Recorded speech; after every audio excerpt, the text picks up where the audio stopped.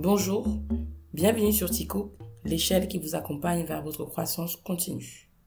Aujourd'hui, nous allons parler de l'argent et notamment de notre rapport à l'argent, mis en situation par rapport à nos réalités africaines. Je pense que personne ne me contredira quand je dis qu'aujourd'hui l'argent est au cœur de tout et au cœur du monde. On ne peut rien faire aujourd'hui sans argent. On a tous besoin d'argent, ne serait-ce que pour se vêtir, se nourrir, se loger, pour les besoins de base. Mais encore, l'argent a un impact sur notre position sociale, que ce soit notre position au sein de notre famille, que nos positions au sein de notre communauté. Ce qui fait qu'aujourd'hui, dans la bataille pour gagner de l'argent, certaines personnes sont prêtes à tout pour avoir cet argent, que ce soit moral ou immoral.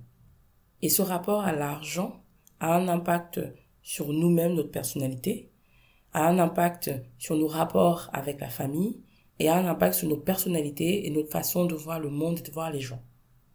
Nous allons donc décrypter un peu tous ces comportements-là dans ce podcast. Je m'appelle Stella, je suis passionnée de finances personnelles depuis plus de 20 ans et j'en applique les principes dans ma vie. Pour parler d'argent, il faut en avoir. Donc pour gagner de l'argent, ça va d'abord être par la sueur de son front, c'est-à-dire par son travail. Donc soit par un travail salarié en entreprise, soit en ayant monté son propre business, donc l'entrepreneuriat.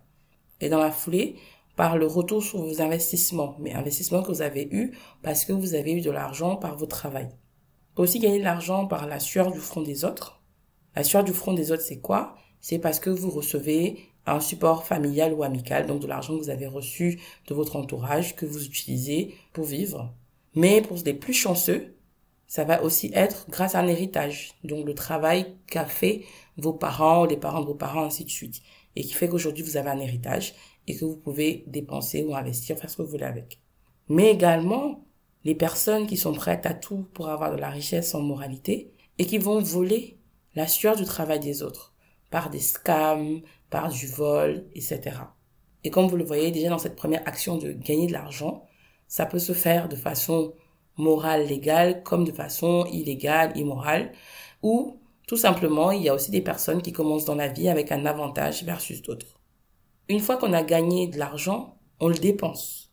Et là, vous me direz, il y a ceux qui dépensent un petit peu, ceux qui dépensent beaucoup, et donc les conséquences pour la suite en termes de richesse va différer.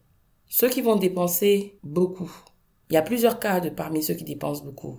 Il y a des personnes qui dépensent beaucoup parce que ce sont des acheteurs compulsifs et qu'ils ont besoin de combler un manque par les achats. Il y a ceux qui dépensent beaucoup parce que ils ont besoin de montrer aux autres qu'ils sont là, qu'ils ont de l'argent et qu'ils ont un statut. Donc on parlera plus tard de l'argent comme marqueur social.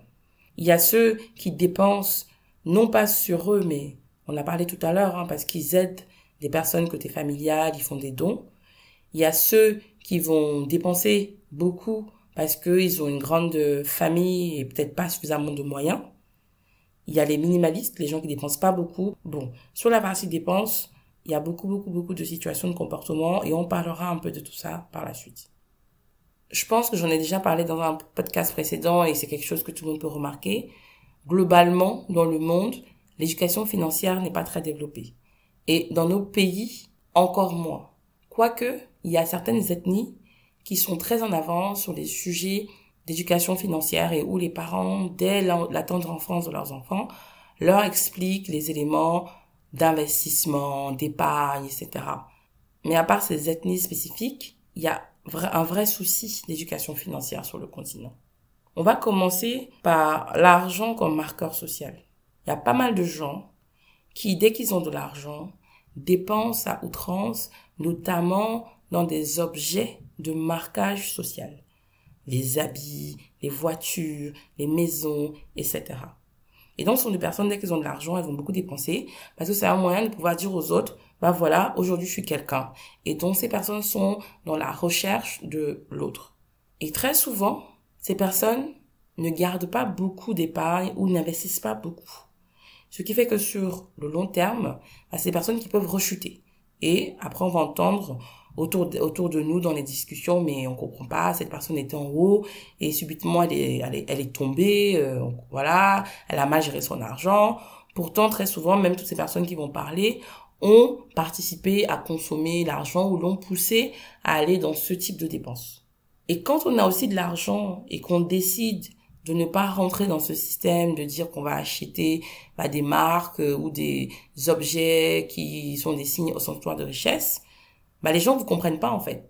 Parce qu'ils se disent que mais est-ce que vous êtes chiche? Parce que du coup vous avez de l'argent mais on ne voit pas ça sur vous, vous dépensez pas. Voilà, on se demande est-ce que cette personne n'est pas chiche? Et c'est là aussi où revient pour moi le sujet du manque d'éducation financière. Et beaucoup de gens se font avoir avec ça en fait.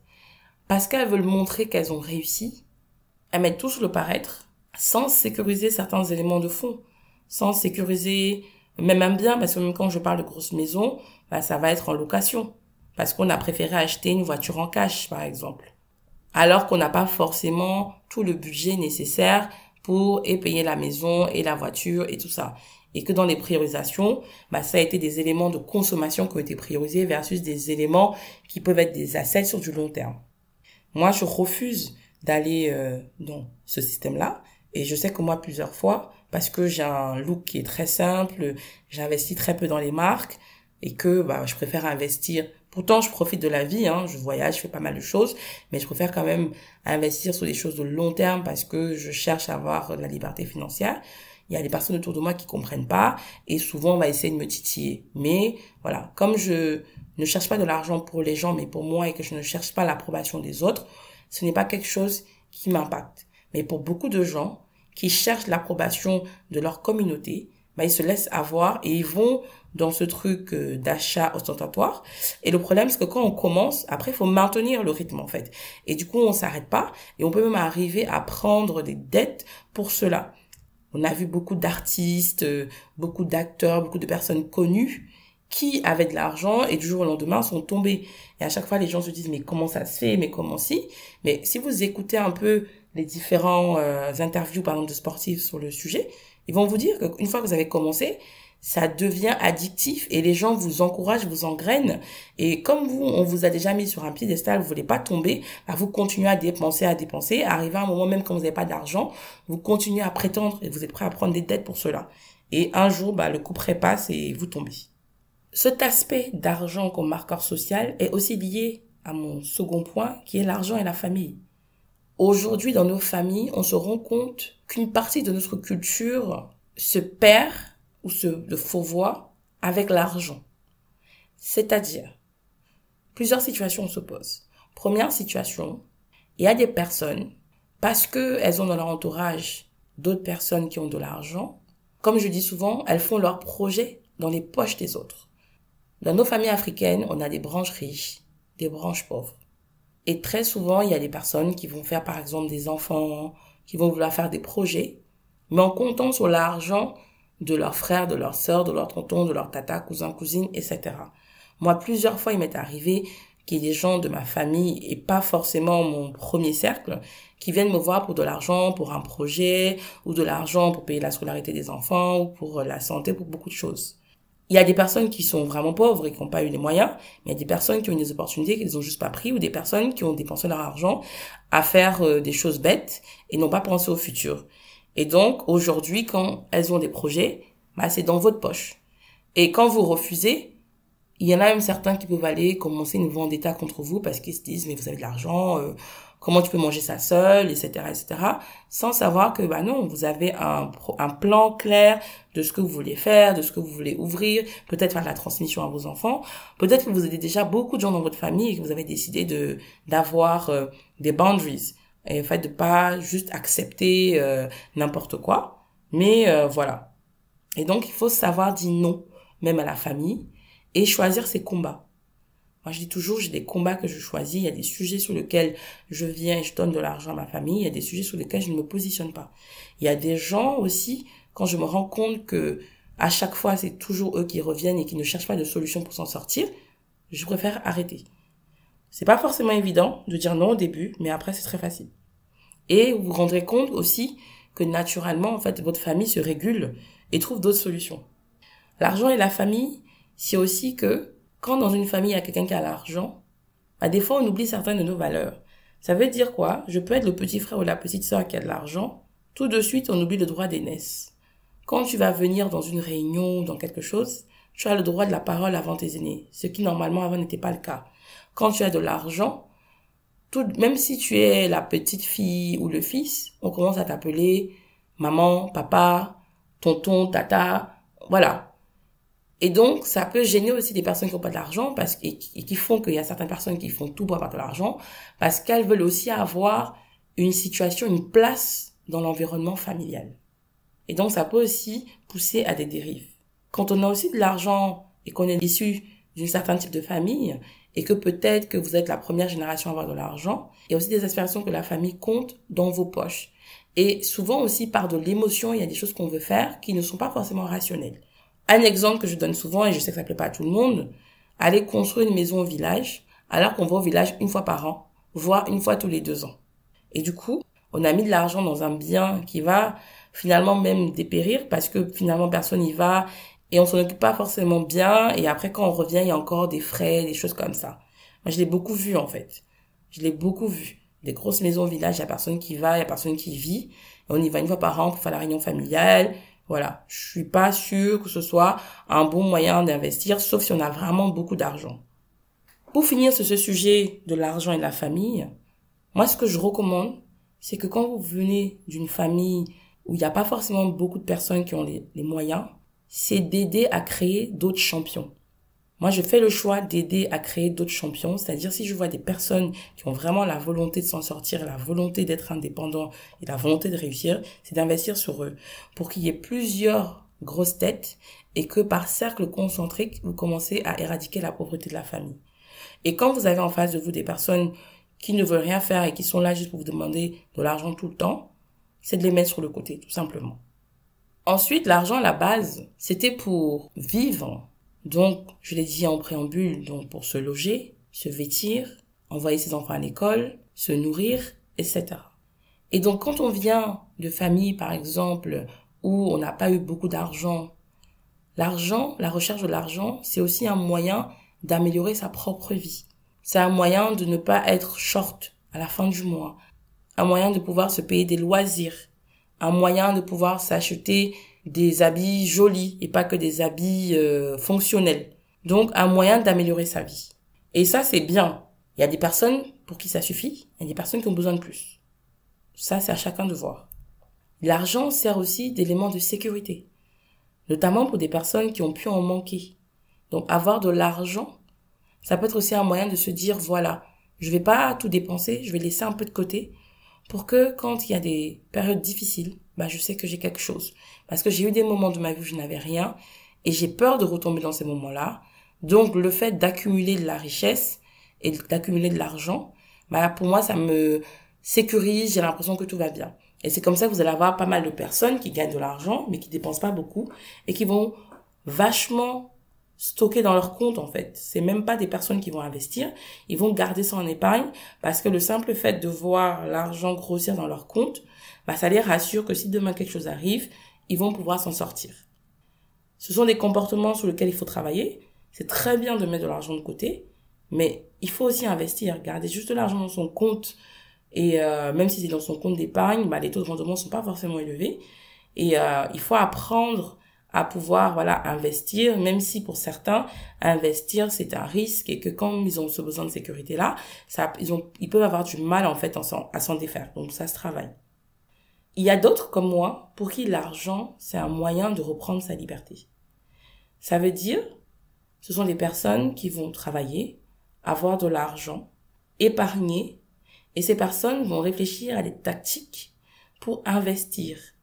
Dans l'idée, non pas juste d'accumuler de la richesse, mais dans l'idée de se dire que demain, elles peuvent arrêter de travailler ou elles peuvent continuer de travailler, mais elles auront le choix. Et elles auront la liberté de choisir si elles restent dans un travail ou non, dans un environnement ou non. Quand on réfléchit à l'argent comme moyen de reprendre sa liberté, en fait, c'est surtout là où on investit pour sa liberté financière. Et on réfléchit à des voies et moyens. Donc, c'est un mix entre sécurité et prise de risque. Donc, une partie de l'argent va être mise sur des placements plutôt sécures pour avoir des fonds d'urgence en cas de problème. Et une autre partie va être mise sur des investissements, que ce soit la bourse, des assurances vie, des parts dans des entreprises, ouvrir des business à côté, etc. Parce que pour ces personnes-là, l'argent, c'est un moyen de reprendre sa liberté. Et donc, ces personnes ont des objectifs chiffrés en termes d'argent qu'elles se sont donnés et qui peuvent leur permettre justement, par la suite, une fois atteints, de prendre des décisions par rapport à leur vie, que ce soit de se mettre en retraite précoce, que ce soit de se mettre à leur compte, etc., etc. Ensuite, il y a l'argent comme élément de transmission. Il y a des personnes comme moi, mes frères, mes cousins, qui voulons mettre en place ce qu'on appelle le generational wealth, donc la richesse générationnelle. Donc de transmettre à nos enfants, petits-enfants, pour qu'ils commencent dans la vie avec une avance que nous n'avons pas forcément eue. Et donc, dans notre manière d'investir, ça va être très souvent des investissements de long terme. C'est pas du court terme, on cherche pas de gain rapide. C'est vraiment du long terme parce que l'idée derrière, c'est de pouvoir transmettre. Et ça peut aussi venir de votre histoire, du fait que vous avez commencé peut-être un peu difficilement dans votre vie et que vous voulez éviter ça à d'autres, ou c'est tout simplement parce que vous avez envie de laisser un legacy et du coup vous allez vers ça. Le sujet de la transmission est un vrai sujet sur le continent. On a beaucoup de personnes qui, quand elles décèdent, laissent derrière elles un grand patrimoine, mais sans testament. S'ensuit des batailles familiales pour le partage des richesses ou même la confiscation des richesses aux enfants, au conjoint ou à la conjointe qui est resté vivant. Quand je parle de ça autour de moi, la plupart des personnes me disent que justement, même quand elles en ont parlé à leur famille, à leurs parents par exemple, beaucoup se disent, mais est-ce que tu veux déjà me tuer? Donc vous pensez déjà à ma mort, vous avez déjà réfléchi sur mon... Alors que non, en fait, c'est que beaucoup de ces personnes-là, elles vont partir et ça va laisser des problèmes familiaux. Mais au-delà de ça, moi j'ai vu des cas où il y a des personnes qui sont décédées et la famille n'avait même pas une idée claire de tout le patrimoine que la personne avait. Ce qui veut dire qu'il y a aussi une partie du patrimoine qui se perd, puisque personne n'en a connaissance, et du coup qui n'est pas retransmis à vos ayants droit. Et donc c'est aussi quelque chose qui est très important. Personnellement, j'ai fait un testament oral auprès de ma famille, mais j'ai prévu cette année, comme je vais avoir 40 ans, de formaliser mon testament, parce qu'on ne sait jamais. On peut tous mourir même en étant jeune, en prenant l'avion, en marchant, en se faisant cogner sur la route, etc.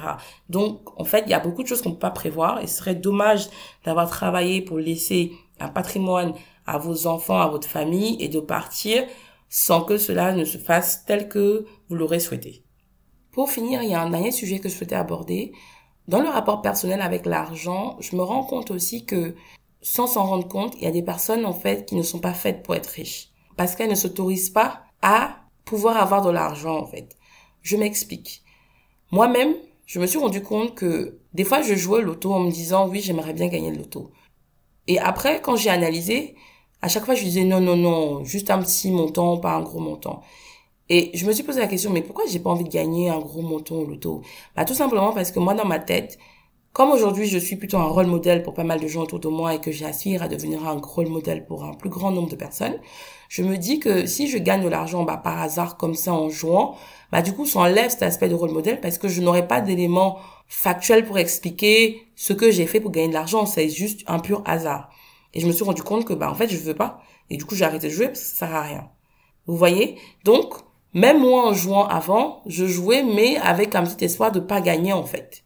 Ensuite, pendant longtemps, je n'ai pas osé me donner de montant de ce que je voulais avoir parce que je me disais que c'était greedy, donc ça veut dire avide. Alors que non. Et donc, du coup, je disais, ok, j'ai envie de réussir ma vie, je vais travailler et tout. Mais je me disais, ok, je vais arrêter de travailler peut-être vers les 50 ans. Mais je me disais pas combien j'étais censée avoir. Et même quand je voulais commencer à calculer, je mettais des montants assez petits. Et je me souviens avoir discuté avec un ami qui lui m'avait dit, voilà, moi, j'envisage que à 45 ans, 50 ans, je veux 10 000 $ de revenus récurrents passifs, etc. Et je me disais, mais waouh, tu veux beaucoup d'argent, mais tu vas faire quoi avec et tout. Vraiment un mindset très limité. Et depuis, j'ai beaucoup travaillé sur mon mindset dessus. J'ai commencé à calculer, je me suis donné un montant que j'aimerais avoir. Ce montant, plus j'avance, plus je l'accrois. Parce que je vois que je suis capable. Et finalement, il y a des moments où je me suis dit, ok, j'aimerais pouvoir investir tel montant, mais non, c'est trop ambitieux, je pourrais pas. Et après, je me suis dit, non, vas-y, prends une feuille, calcule et vois. Et je me pose sur un fichier Excel, je fais des hypothèses et je me rends compte que c'est beaucoup plus facile que ce que je n'imaginais d'avoir cet argent-là. Et la plupart du temps, j'ai réussi à avoir les montants que je voulais pour investir. Et pourquoi je vous dis ça? Parce que en fait, nous-mêmes, on se freine pour avoir l'argent qu'on veut. On s'en rend pas compte. Donc, il y a quand même quelque chose à débloquer dans le cerveau sur les montants qu'on pourrait avoir, sur les rêves qu'on peut se donner. Donc, n'hésitez pas aussi à vous rechallenger sur ces sujets et de vous dire, OK, je voudrais avoir temps pour faire ça, mais également vous challenger sur votre rapport à l'argent. Pourquoi vous souhaitez avoir de l'argent ou pourquoi vous ne souhaitez pas avoir de l'argent? Parce qu'il y a des personnes aussi qui ne veulent pas avoir de l'argent, qui disent que ça leur va de vivre de façon minimaliste, d'avoir un tout petit peu parce que l'argent c'est mal, avoir trop d'argent c'est pas bien. Si on a trop d'argent, c'est que forcément on a pris l'argent d'autres personnes. Il y a des personnes qui pensent ça. Donc, réfléchissez sur vous, votre rapport avec l'argent. Est-ce que vous en voulez pas beaucoup? Est-ce que vous en voulez beaucoup? Est-ce que vous vous autorisez à en vouloir? Est-ce que vous travaillez vraiment pour cela? Et est-ce que vous avez un rapport sain? Ce qui veut aussi dire qu'à un moment donné, vous n'êtes pas prêt à tout pour de l'argent. Vous savez rester fort sur vos valeurs et ne pas vous laisser dévier vers des comportements inadéquats pour avoir de l'argent, etc. Et également que vous ne jugez pas les gens ni ne jugez votre valeur par rapport à l'argent qu'ils ont que vous avez. Je pense que je vous proposerai un live sur ce sujet pour qu'on puisse échanger et partager les différents points de vue sur le sujet. En tout cas, n'hésitez pas à laisser en commentaire vos avis sur le sujet, ça m'intéresse. Portez-vous bien, à bientôt pour un nouveau podcast. Prenez soin de vous et misez sur vous pour votre réussite.